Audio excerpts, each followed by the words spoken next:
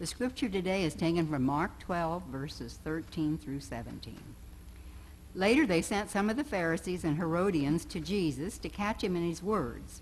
They came to him and said, "Teacher, we know that you are a man of integrity.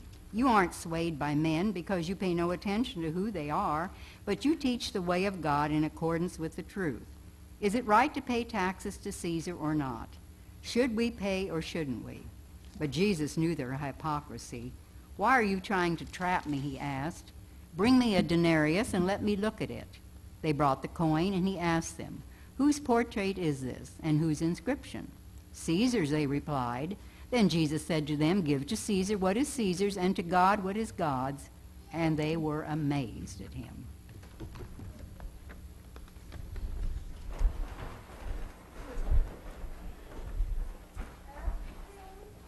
When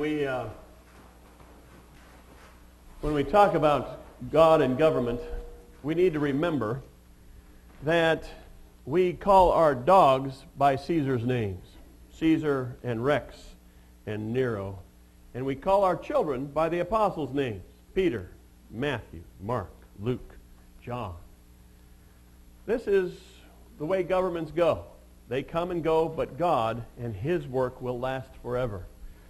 So as we look today at this chapter in the book of Mark where Jesus talks to us about our relationship with our government, we need to remember that God is God, and our government, good or bad, I don't know about your political leanings or what you think about the economy or all that, good or bad, God has ordained that government to be a force in this world for good, and we need to support it in any way that we can, in any way that God commands us to support it. Today, as we look at the first of the Jewish issues in the book of Mark, we come across paying taxes to Caesar. In the next few weeks, we'll talk about the resurrection, another Jewish issue that they were concerned about. Can you prove that the resurrection would happen just from the words of Moses? That was one of their questions that they had at that time. The next question that comes down the list in these temple talks that Jesus is giving is about which is the greatest commandment. How can you sum up all of the commandments, and which commandment would do that summation? And then the last one Jesus raises, and this is the question of whose son is mentioned in Psalm 110. Whose son is this son of David that this psalm brings out? But today we're looking at paying taxes to Caesar. Now, Jesus parries all of these challenges that he gets. They really aren't so very difficult to him.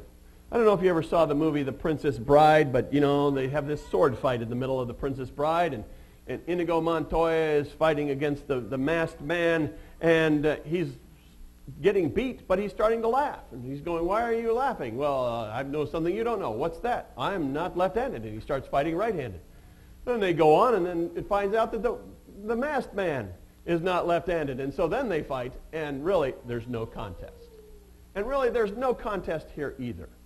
They come to Jesus and ask all of these questions, and Jesus uses these 4 questions that we're going to be discussing in the next 4 weeks to show that he has authority from heaven.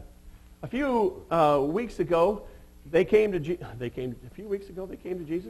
A few weeks ago, we talked about them coming to Jesus and saying, "By what authority are you preaching these words?" Jesus parries that question and says, "I'll answer your question if you answer mine. My question is, by what authority did John the Baptist come preaching?" Well, they refused to answer. They didn't know the answer. They didn't like the answer. And so they didn't like the consequences of the answer, so they refused to give Jesus an answer. Well, all of these questions answer that question about what authority Jesus has. It comes from heaven. And they come with this challenge.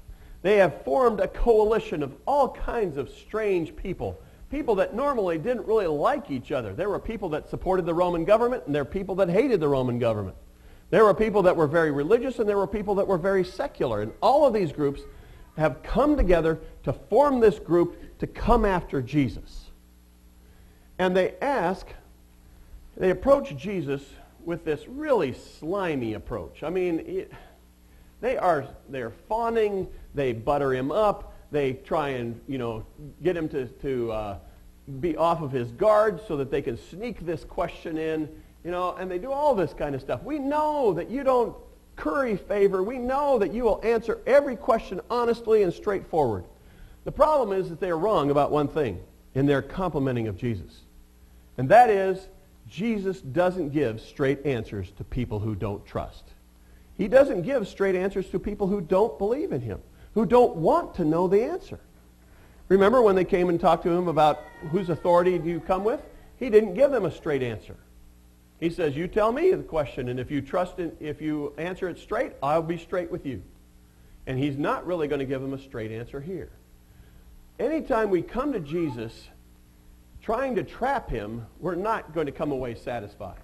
But anytime we come with trust in our hearts, anytime we come with open arms, ready to receive the answer that he has given to us, he will give us that answer that we need. Today the question is about taxes. It's a big question, as you can see.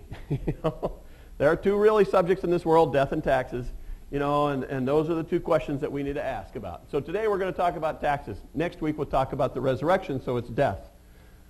Did we ever talk about what's the greatest commandment? Probably not. Thou shalt obey thy parents. Is that right? There's a few over there that are nodding yes, yes. How about thou shalt give me more grandchildren? Yes, that's a good commandment too, huh? Anyway, today we're talking about taxes, and taxes was a big issue in Judea at this time. Judea had become a Roman province in AD 6. Before that, they'd sort of been a kingdom under the Roman Empire, but they'd been their own separate kingdom. But when Herod the Great died and Herod the Not-So-Great took over, Herod the Great Not-So-Great didn't do such a good job, so they decided we're going to have to take over the rule of this stuff directly. And so they became the power and started to rule Judea directly in AD 6. And when they did this, they decided to figure out how to charge taxes. And so they did a census. Not the census that was taken when Jesus was born, but a census later on. And they levied a head tax in response to this census. Well, this new tax just drove the Israelites crazy. And they had a revolt. They had a revolution at the time.